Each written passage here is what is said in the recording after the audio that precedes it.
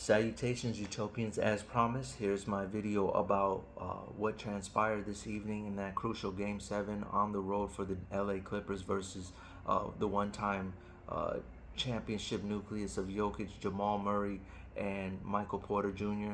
First and foremost, this series, the resurgence of Jamal Murray was so crucial and key. Jokic has to have people around him to do what he loves to do, which is distribute. I always tell people, man, since we're on the topic of the Denver Nuggets, obviously with the loss of Mike Malone, it's a fight or flight thing, and obviously they're kind of bonding and trying to find their way. Um, this is adversity tends to bring groups together, unit teams together, or it's going to pull them apart. And what they did was, it appears as they've pulled themselves together. That Aaron Gordon tip and jam really did something to the Clippers' psyche and morale. But Jamal Murray treated the Clippers eventually like how he used to handle the Lakers, and it ultimately propelled Denver out of this series to go face the OKC Thunder. And it's so good to see that his teammates, Jokic, that is, his teammates stepped up. You know, Jokic, what I love about Jokic and the media is what pulled me from him to begin with, because I know I've been very critical of Jokic, and technically I want to say that this series was the biggest test of his career in terms of having to go against a real two-way threat.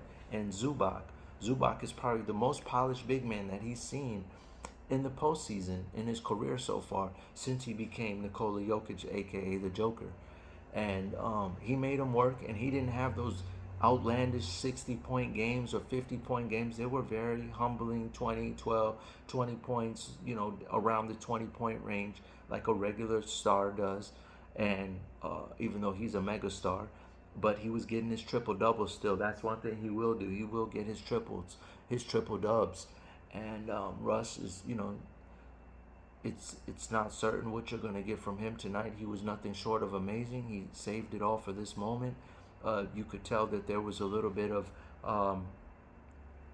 carryover from what happened with the Clippers, because there was a confusion over roles last year, which is understandable. A lot of first ballot Hall of Famers and guys who have made multiple All-Star and Olympic appearances trying to sort their way through their latter part of the twilight of their prime. And so it gets some a lot of uncomfortable conversations and discussions will tend to be had. And so it really took its toll, but ultimately Russ ended up in Denver, and it looked like a genius move, which I didn't foresee happening, to be honest with you. I kind of didn't realize how much they needed him, for better or worse, this year. And it was most definitely a welcomed addition. And just watching, because, back to Jokic, when you get to watch Jokic, in his distribution form, that's what even though he can go for a bunch of points, that's what we need more of in today's game. Coming off of that era where we had point guards who were score first since '02, just score first point guards, it was refreshing to see that Tim Duncan-esque type of mentality where, like, I do just enough scoring to get us by, and then I want to get everyone involved. That's such a breath of fresh air. That's one of my top most favorite things about Jokic, and what changed the game of basketball. His fresh approach to the league really was a much needed change from the high volume scores, alpha, I'm going to just bombard you with a bunch of shot attempts, let me go out gunning. It's like I get my 20, 25, whatever is the amount most we need. Now if I got to go band for band with you, into the waning moments of the game, and we need 40 and I got to give you all 40, I'm going to give you 40. It's not a problem. But what I like is the fact that he can pull back and just say, all right, game secured, let me get everyone else going. He doesn't want to score more than he has to. On the Clippers side, Lawrence Frank and the Clippers Brain Trust did a phenomenal job of bargain hunting once they realized we're not going to be able to keep Paul George. There was a lot of exchanges going on, but ultimately they got some unbelievable contributions. Derrick Jones Jr. continues to prove to be a winning player. Reminds me a lot of Sean Marion, one of the winningest players of all time. Had a ridiculous win percent. I think it was like 60% or 80% in the regular. Something very ludicrous, but the guy knows how to get in where he fits in. Such a complimentary player. You reminds me like Sean Marion, Tyshawn Prince on that '04 Pistons team. Just such an ultimate glue guy. Athleticism off the charts, which makes him so unique. Is that you just don't see athletic freaks like him. He's an absolute freak, a slam dunk type of champion type freak, and he understands such a high IQ of knowing where to be. Again, one of those like quality role players who are just as valuable as a franchise player, and because he really knows his place. Chris Dunn bringing that Tony Allen intensity on the defensive end. Marcus Smart, former defensive player of the year. He brings a different level of tenacity defensively. There was a time where Chris Dunn reminded me a lot of Derrick Rose in terms of like freak athletes at the one who can get anywhere he wants coming out of Providence. Obviously, the game adjustment wasn't necessarily as smooth as he would have liked, but he's carved out a nice lane for himself as a pure lockdown defender who plays very physical and sets the energy and pace and tone on a nightly basis consistently. That's one of the best traits about him is his energy for every game never wanes away, and that's what you need. And so he was another part of the key replacement upon the departure of Paul George. They got some great contributions from 15-year veteran Nicolas Batum from France. As you all know, he's been around forever, since even before Dame in Portland. He was there. So, they got a lot of value out of guys who didn't cost a lot to be there. And eventually, moving off of Bones Island to get Bogdanovich to bring a little more stable brand of basketball, courtesy by way of their, at the time, marquee free agent signing Porter Jr., who was out of the league playing in Greece. Did a little bit of coverage of him when he was overseas, but Porter Jr. ended up ultimately being rerouted for a more stable player in Bogdanovich, who did not play particularly well in the postseason for the Clippers, but was definitely a sensible acquisition. Lawrence Frank outdid himself, and I'll tell you, I remember Lawrence Frank from his coaching days, and if you see Scott Skiles or Lawrence Frank, you can bet on their teams are going to probably win some basketball games, no matter how in ruins or in shambles their franchise might be at the time. You can always count on Lawrence Frank to turn things around for the most part. I think there was only one destination that didn't work out for him, but he's pretty much always been a winner, and why it was a seamless pivot for him to go into the front office, and they did a wonderful job, even though they have Steve Ballmer, who's wealthier than 27 owners in the league combined, of managing their finances and really not out bargaining themselves, paying $100 million for Wiggins or Tobias Harris, or just panicking and going to get Kuminga for Paul George. They said, go walk. It's okay, which more franchises should be practicing. You know what I mean? You don't always have to get something back in return, right? And so they're like, yeah, it's cool. We don't, we'll just let them walk completely, which is what they did, and then went out and made some very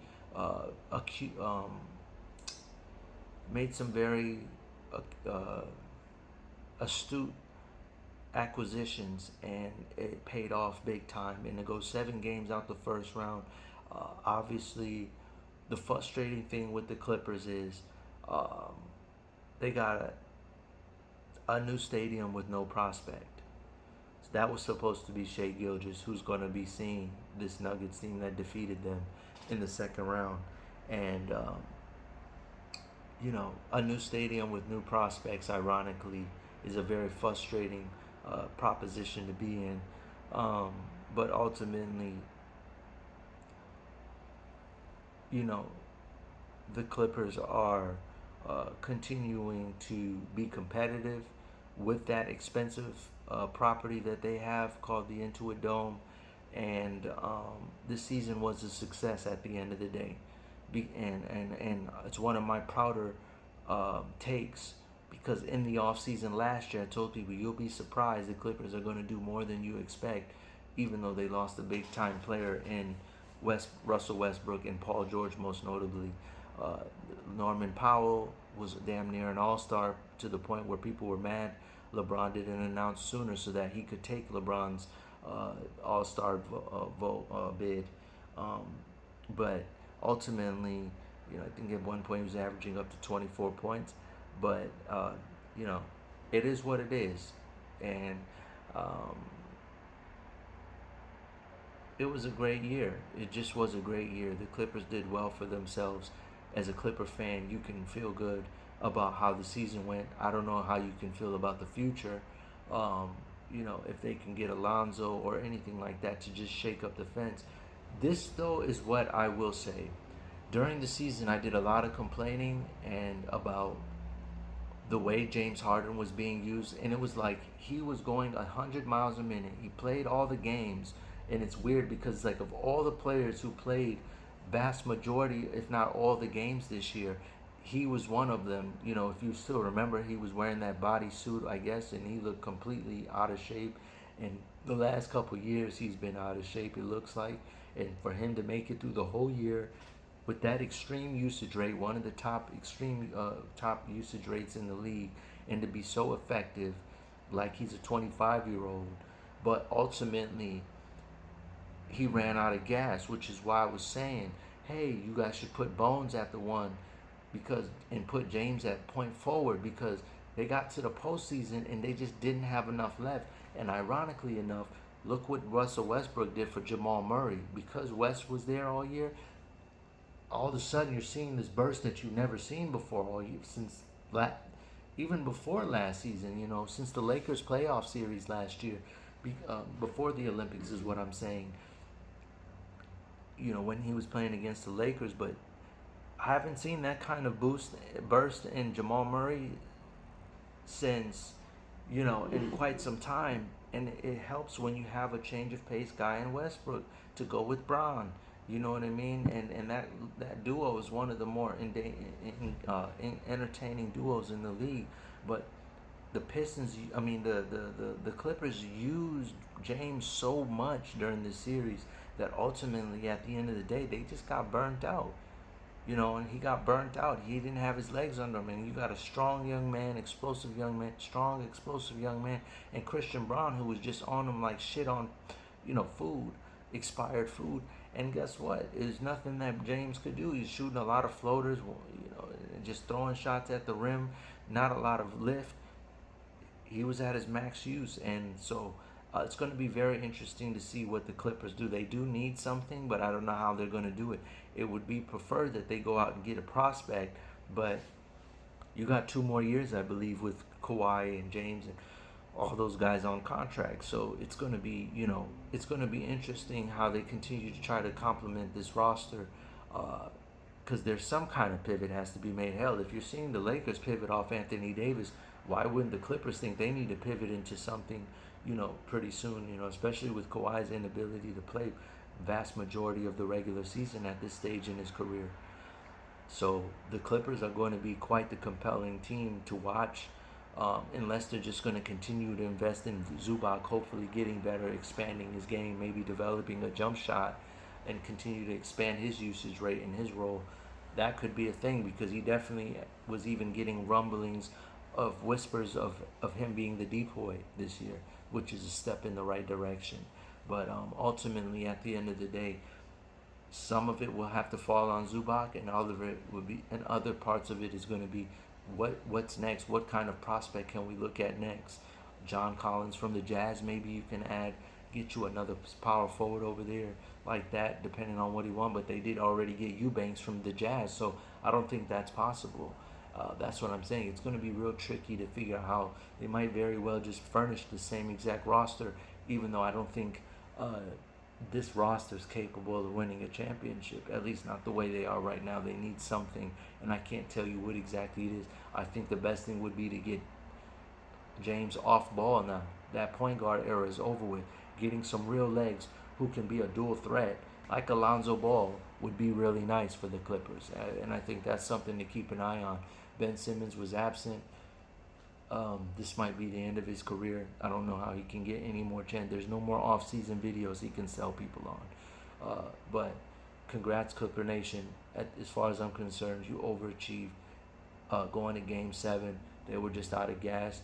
It couldn't have lost to a better team. I mean, they won a championship, that nucleus. So, and they're wounded off for losing their championship coach. Hope this video was informative, Utopians. I'll try to do better next time. Global out.